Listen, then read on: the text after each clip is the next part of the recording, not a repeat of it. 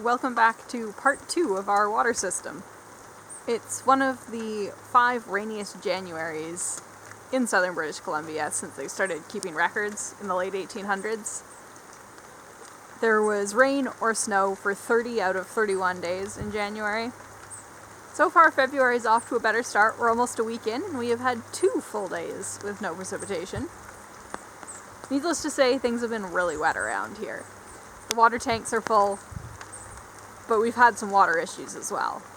Drainage has not been everything we hoped it was going to be, and we'll run through some of that here. We also just have some of the finishing touches from setting up our water system. When we got the water running a couple weeks ago, we hadn't actually glued any of the pipes together yet, so had to do some glue up and a couple of fixes.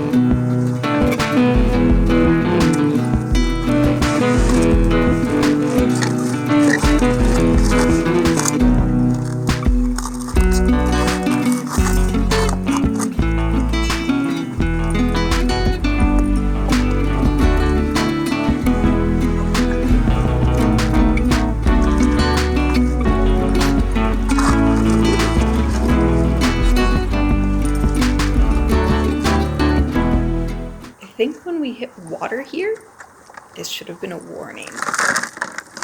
But hey, find it out the next day.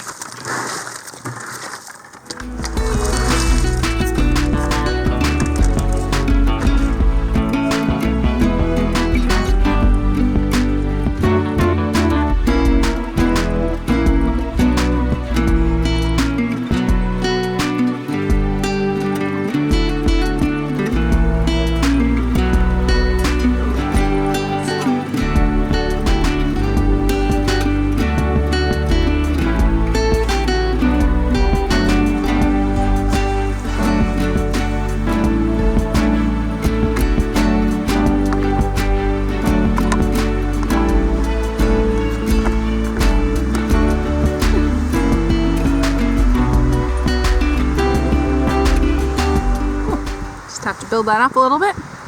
Reach down, open and close the drain.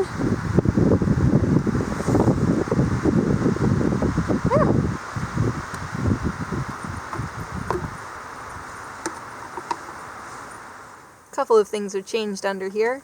The pump that we were using before we got secondhand from a marine store, and we were working on it below zero, and one of the plastic fittings snapped off.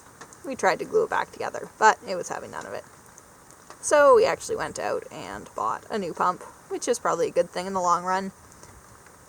We did a bit of research, and the Flomax was available locally, but also has a good reputation.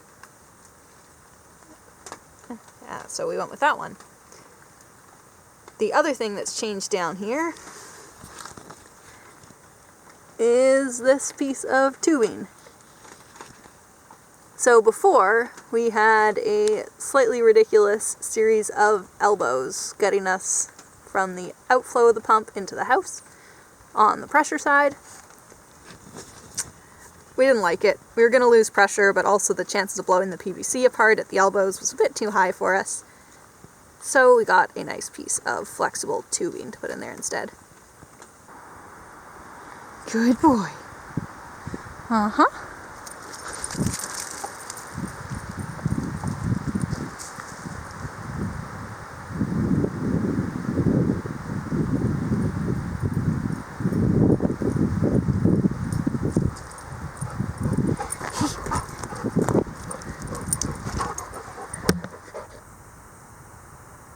It rained so hard last night that the water came over the road above our place and is now running down the driveway. So obviously we're going to have to figure that one out, because we don't want our driveway to wash out. And the trench that we dug for water catchment has turned into its own water catchment. So Mike's busy digging a drain for that one. Our totes are also full. So, you know, the rain did have its advantages.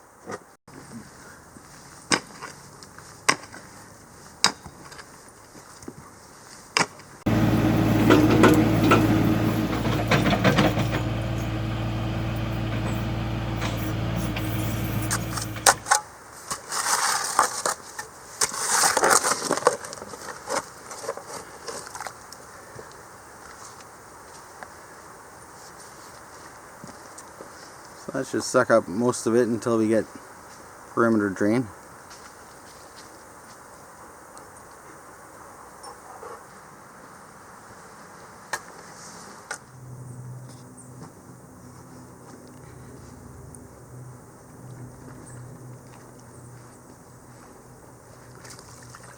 This is what we gotta put up with. The puppy that likes to sit in ponds, puddles.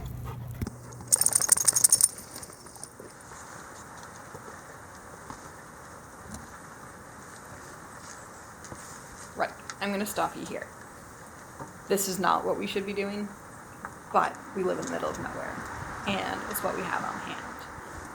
We didn't have any landscaping fabric, we didn't have any perforated pipe, and we had a water problem.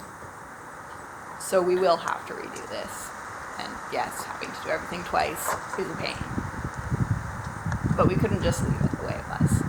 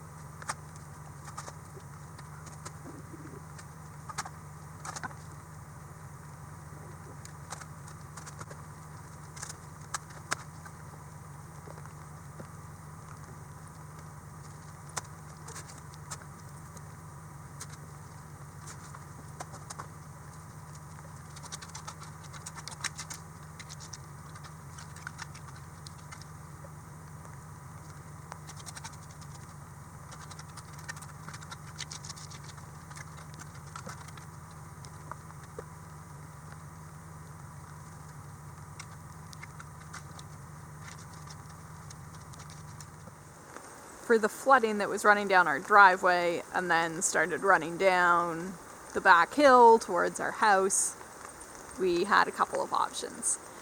We cleared out the culvert, so instead of coming over the road, the water was coming through the culvert. But then we still had that much water, it was just coming through the culvert now. We looked at digging some trenches down to the water, but we decided that the easiest way was to pipe it. So, we began our adventures in piping. Flooding alert! Flooding alert! There is a flooding alert!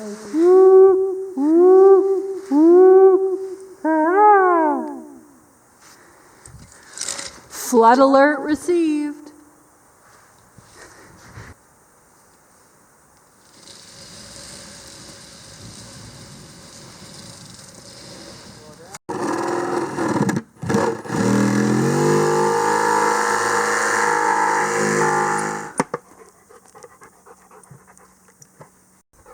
probably throw it before we do.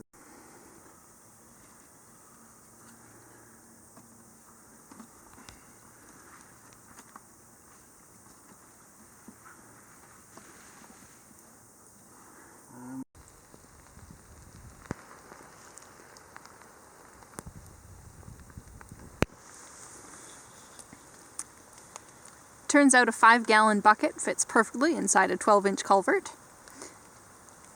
We cut a hole inside the bucket, put a coupler through the hole, and attached some 4-inch drain pipe.